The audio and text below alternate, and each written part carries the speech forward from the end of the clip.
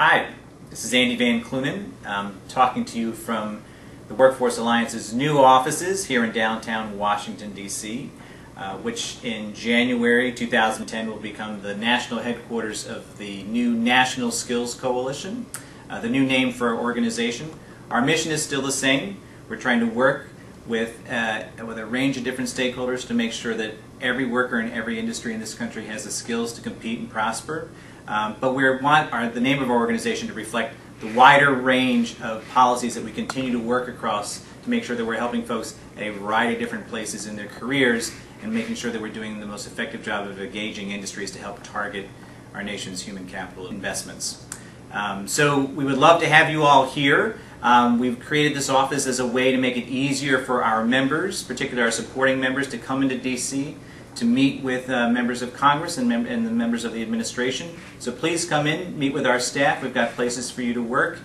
We think it's essential to have your input into these discussions that are taking place here in Washington during such a momentous time. One example of some of those important discussions have been taking place over the past couple weeks around discussions of jobs creation proposals, both by the Obama administration as well as by the House and the Senate.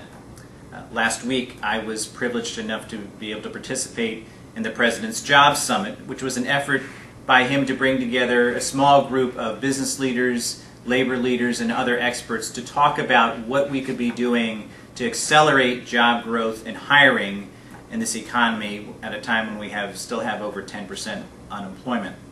And there's a range of very interesting conversations that took place, one of which I had the privilege to participate in, which was the Strengthening Workers and Main Street session, which spent a fair amount of its time talking about this issue of workforce education and training. I think that there were a number of people at the summit and even members of the administration that were surprised to hear that even in these bad economic times, we have employers that are still looking for skilled workers and cannot find folks with the skills that they need, even when we have 15 million unemployed folks out there in the country today.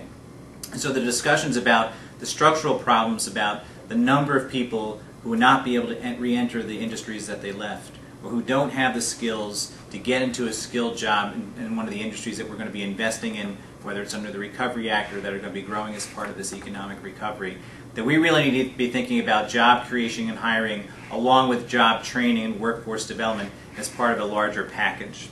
And so there's a fair amount of discussion about that at the session that I attended, to think about both what are short-term strategies that we can use to upskill people right away to get them into the labor market, as well as longer-term strategies and investments that we can use to make sure that we are skilling workers at all levels of our labor market, including in those middle-skilled jobs that require a credential past high school but not necessarily a four-year degree.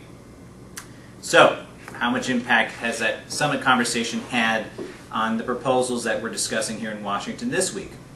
Yesterday, President Obama released his new set of job creations proposals, and I will say that some of the things that we discussed at the summit were part of what he rolled out yesterday. There was a great attention to small business needs. Small businesses were well represented at the summit, and there was a whole set of proposals around tax incentives, increasing access to credit, other things that small businesses have said they need in order to start hiring. There are also some longer-term strategies in terms of continuing investments in some of the industries that we've targeted under the Recovery Act, including in the green area as well as transportation and communication infrastructure. What was not in the proposal that came out from the President yesterday was some discussion about investments in training, even as the President in his remarks was pretty candid about the fact that we, for the long term, need to be talking about developing a more competitive workforce in this country. So where is the training going to connect to some of these job creations proposals? The President's proposal will now be sent up to the House and the Senate, which are currently working on their own set of proposals. And we have some information about that in this month's Washington update. We're working very hard and asking all of you to be part of the discussions that we're having with folks up on the Hill to make sure that training is included in some of these discussions, and that there are different types of training that we think will be most effective as we're talking about targeting our public resources to getting people jobs as quickly and as effectively as possible. One of the things that we've suggested to folks can do, if you haven't done it already, is to make sure your organization has endorsed the Sectors Act, which we think will be an important part the conversation around WEA reauthorization, which is going to hit a lot, take up greater particular industries, and bringing firms and other stakeholders together to talk about how it is that we're going to rebuild this particular industry as part of the overall workforce discussion.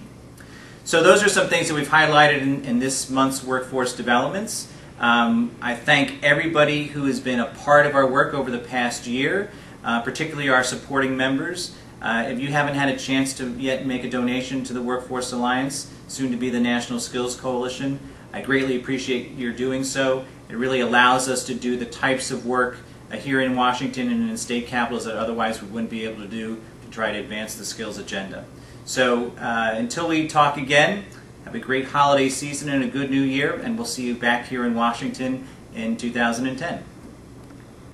That's the latest from the Workforce Alliance. Thank you for everything you're doing to help America's workers and businesses gain the skills to compete in today's economy.